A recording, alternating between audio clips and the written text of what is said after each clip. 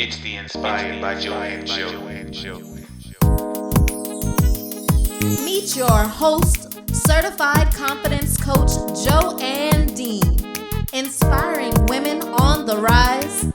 Welcome to another Faith Chat.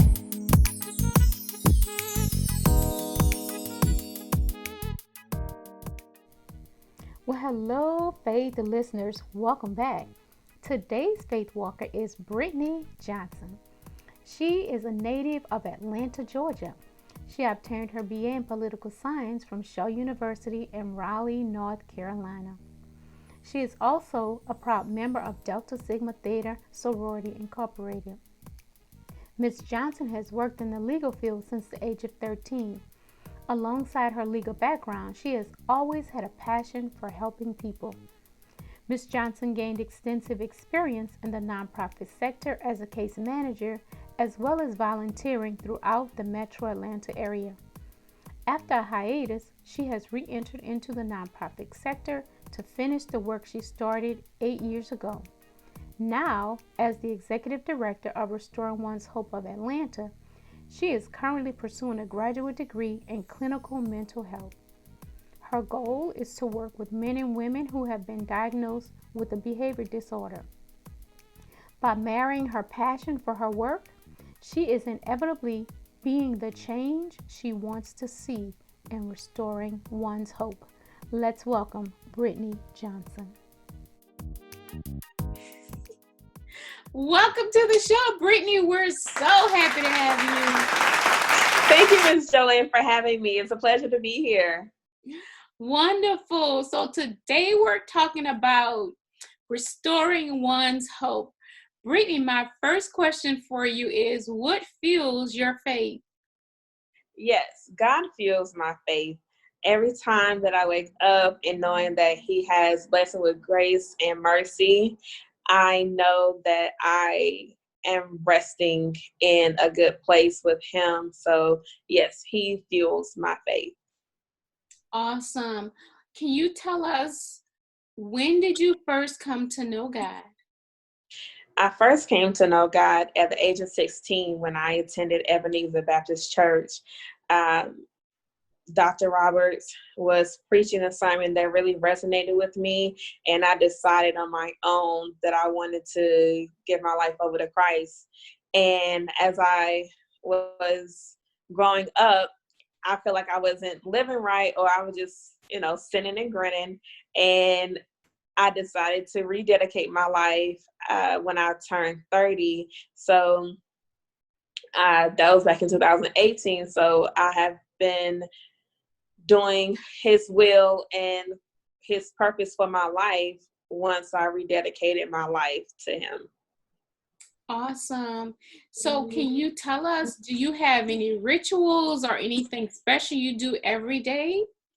Yes, ma'am. So every morning I wake up relatively early, and I do my devotion for about 30 minutes.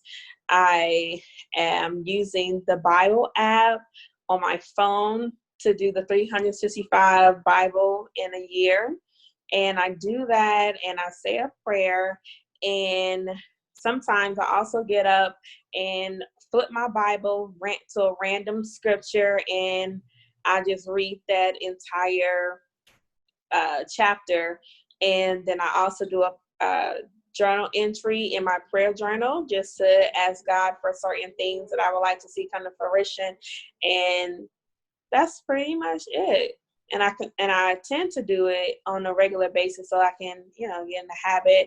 And that really helps me with my walk with God, just to know that I am on my own journey with Him, my personal journey with Him. Mm-hmm. So even though going to church is great, and fellowshipping with people is great, but just to have that one-on-one time with Him, it really helps me in my walk with Christ. Wow, wonderful. Can you talk a little bit about what it's like when you pray for one thing and then God gives you something else? Yes. Prime example, my life. So I prayed to become a lawyer. I did everything I thought to do to start that journey of going to law school, taking the LSAT. I even took years off from going to school because I want to study hard and focus on going to law school. Because I thought I was going to help people by becoming a lawyer, but God said, nope, I got another plan for your life. And so when I really tapped into that plan and his purpose for my life, he took me off one path and put me on another path to attend Clark Atlanta University to obtain a master's in clinical mental health counseling. And that's the program that I'm in now. And I can say that I'm successful in that program, and I'm going into my third year. Oh my goodness. So that is one thing I can say. When I prayed for one thing, he gave me and he blessed me with something else, and that's the opportunity to go to a school that really works with you and help you to learn and grow in the field that you're inspiring to work in, and also just really building this business. So everything is working together. So with my professional services, along with the nonprofit organization, they're going to work interchangeably in helping those that are less fortunate. And so that's what God had for me. But I wanted to go this way, and he said, no, I need you to go that way. Mm-hmm. So that is definitely one thing that I know for sure, where I prayed to become a lawyer and he said, no, I'm going to reroute you. So just let the GPS reroute you. So yes. Wow. So in your rerouting, I know that you're doing some amazing work in the community. Talk a little bit about your nonprofit and the work that you're doing. Yes, ma'am. So I started a nonprofit organization in 2018 called Restoring One's Hope of Atlanta. And in January, we started feeding the homeless in the city of Atlanta. And as of today, we have fed over 2,200 people. We provided 200 pounds of clothing and distributed over 500 hygiene kits to the community. And that can be, sack lunch or a hot meal. And that's what we're doing in the community. But we definitely want to do more and provide more services to our brothers and sisters that are out here. And we want to make sure that they have the wraparound services that they need to get back on their feet. A lot of them say they want housing, but what are the steps to take for them to keep the housing, to make sure they won't become a revolving door in and out of shelters or homeless facilities? So we want to provide job readiness, mental health counseling, health and wellness, computer literacy, financial literacy, and just make them or get them in a space where they'll be a working class citizen. They'll know how to maintain a job. It's a good thing to keep a job, but an even better thing to maintain it. So we want to make sure that we provide them with services that can deal with their mind, body, and soul. Awesome. Why is it so important for you to help restore hope in the lives of others? Well, because it was once done for me in a time where I needed it the most. During college, I experienced some things, one being domestic violence, another being on top of that, being homeless. So just being in that situation, mm-hmm. I very much needed help, and I really needed someone to, help me in a way that I couldn't help myself. Mm-hmm. So when people started helping me, it really started to restore my hope and faith in people, so that I know down the line that I need to pay it forward.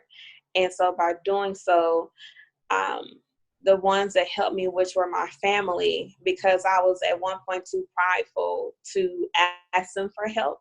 But when I humbled myself to ask them for help, and they extended their help to me, it restored my hope in people and even my family members to know that they, it's a unconditional love and just a love for people that got me to where I am today. And so I wanted to be able to pay it forward and give back because I can relate to what people are going through, whether it's being a domestic violence victim or just being homeless, I can relate. Incredible, Brittany. Thank you so much for sharing that. So how does serving others serve you? Serving others is a blessing for me.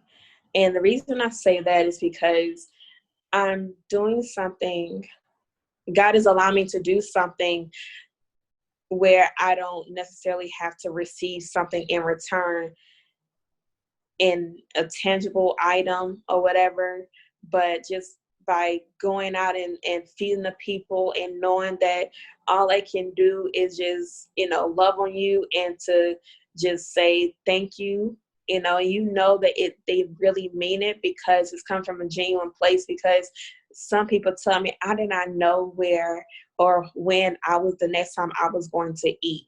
And you just came right on time. And that to me lets me know that God is in the midst because he put you in the right place at the right time. And that to me is very satisfying because I know that he orchestrates everybody's steps. And for us to be able to do what we're doing, it's just rewarding for me. I don't ask for anything in return. I just go out and just pour my heart out into it. And even with that, I humble myself. I literally ask God every time to decrease me so that he can be increased within me so that I can be able to go out and be his hands, his feet, his mouth, and be able to give back and to let them know that, hey, we're here for you. We love you. We care for you. We want you to, know that somebody is going to feed you, once a month.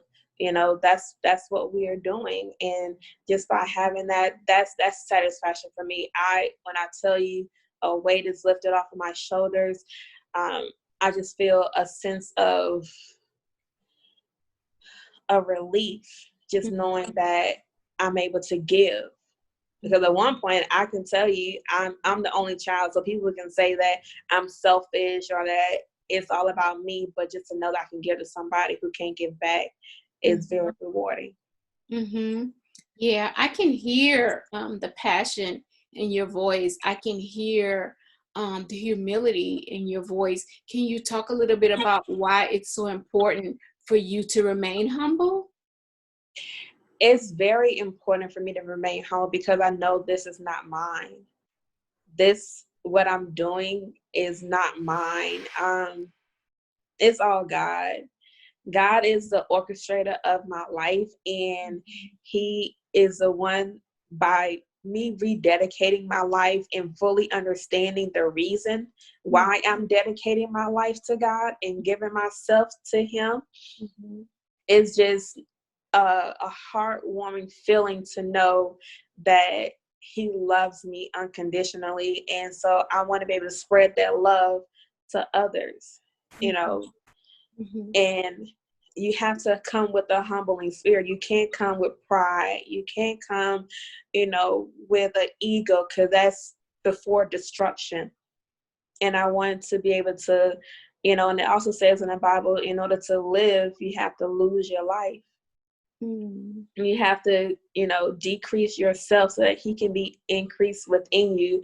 And that's all the time. And that's a constant reminder that I have to stay humble, because saying, oh, Brittany, you're doing a great job. I'm saying, no, it's all God. Like, this is him that is operating this machine. And that's why it's so important for me to stay in the word, because that is my food. Like, I need that in order to do his work. I can't do this alone. If I step out of his will, like, I don't know what will happen, and I have seen things happen to me that I didn't necessarily would like to happen because I stepped outside of his will, so I'm like, oh no, I'm tread lightly on how I do things now. And that has humbled me too, because of situations that I've seen and that I've been through to know that I can't do this. You know, I can't be prideful or boastful about some of the things that I do, because if it wasn't for God, I wouldn't be able to do it at all. So thank you for sharing that. Where did the desire to serve, like, who was your example of service growing up? my example of service was Hosea Feed the Hungry. I used to go out and feed with my mother for Thanksgiving, for Christmas, and just to see, just to be in the environment and see how people are struggling, how they carry everything that they have in a bag. You know how hard that is, and sometimes they have multiple bags, and how they're probably have back pains and just, have all types of stuff going on because they're carrying their whole life in bags. And just see how when they come there, they're joyous and they're humble in knowing that somebody's feeding them and not asking for anything in return. And they're getting a haircut, they're getting clothes, they're getting toys, children getting toys, so it's just a lot. They're getting health screenings too. So just being able to see that growing up, it really was like, wow, like this is amazing. Like everybody coming together to do for others, that can't necessarily do for themselves. So that was my inspiration growing up, and also coupling that with my experience. And then also too, when I graduated, I was blessed with opportunity to work at a homeless facility upon graduation. So that and being in that environment really helped me understand and really fueled me as well to want to give back, because I saw what they were going through and my heart just hurt for them. I'm like, what can I do? Is there anything I can do to give, and just here I am. I found that God placed it in my heart, and here I am. I'm doing the best that I can. Well, I definitely hear your heart, Brittany. I hear your heart. What would you tell another young woman that's wanting to start her own business? What words of encouragement would you give her? Keep going. That's the best I can do. That's the best I can tell you is keep going, because you're going to get a lot of no's. You're going to get a lot of not right now. Oh, we're not interested. Thank you. But we regret. Every time I read a letter and say, oh, we regret, I'm like, oh, Lord, here go another one. But to keep pushing, because whether or not you don't know how God's going to bless you and bless what you're trying to do. But by staying on course and keeping your eyes on the prize, just know that by walking by faith, all things are possible. And that's what I have to tell myself, to keep on walking by faith, because I promise you, I'm thinking I'm getting a blessing, like from even with the SBA right now. I was applied for the grant, thinking I'm supposed to be getting money from them, but God blessed me in another way, so I can be receiving that money in a different form out of the blue. Who knew? So just keep on going. Keep going. You got this. Great. How has COVID-19 impacted your business, or has it impacted the way you guys serve? It has impacted in a positive way.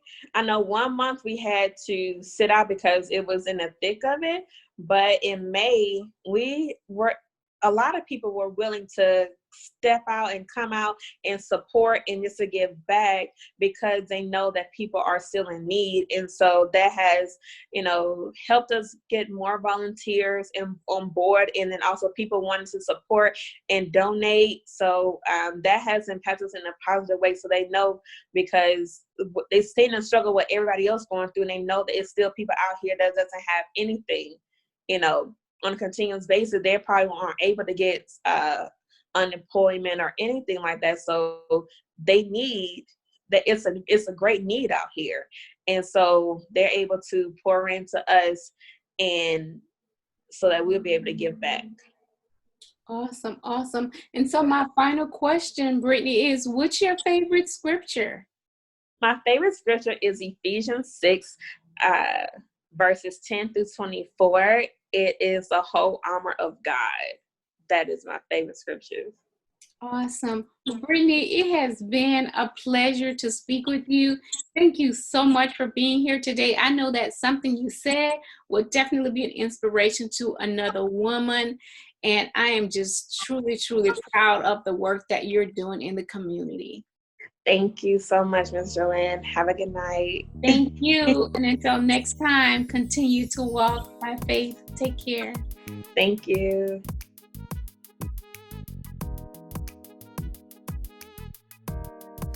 Be sure to subscribe and hit the notification button for new content every Sunday. Until next time, continue to walk by faith. Take care.